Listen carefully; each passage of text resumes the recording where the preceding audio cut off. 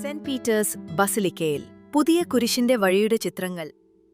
വത്തിക്കാനിലെ saint Peter's ബസിലിക്കയിൽ കുരിശിന്റെ വഴിയുടെ 14 പുതിയ ഛായാചിത്രങ്ങൾ സ്ഥാപിച്ചു. ബസിലിക്കയുടെ സമർപ്പണത്തിന്റെ 400-ാം വാർഷികാഘോഷത്തിന്റെ ഭാഗമായിട്ടാണ് കുരിശിന്റെ വഴിയുടെ പുതിയ ചിത്രങ്ങൾ സ്ഥാപിച്ചത്.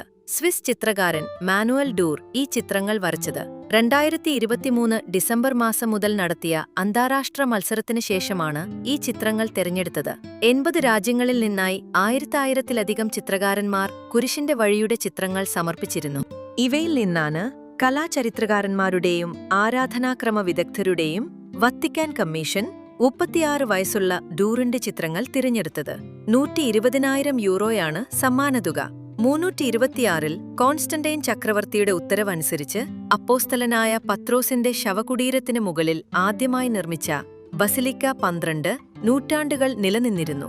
1506-ൽ ജൂലിയസ് രണ്ടാമൻ പാപ്പ പുതിയ ദേവാലയം സ്ഥാപിക്കുന്നതിനായി പൊളിച്ചുമാറ്റാൻ ഉത്തരവിട്ടു.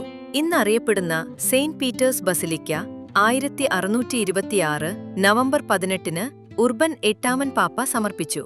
Michelangelo, Gian Lorenzo, Bernini, Carlo Maderno എന്നിവരുൾപ്പെടെയുള്ള കലാകാരന്മാരുടെയും വാസ്തുശില്പികളുടെയും കഴിവുകൾ പ്രയോജനപ്പെടുത്തിക്കൊണ്ടാണ് ദേവാലയത്തിന്റെ ആന്തരിക ഘടനയ്ക്ക് രൂപം നൽകിയത്.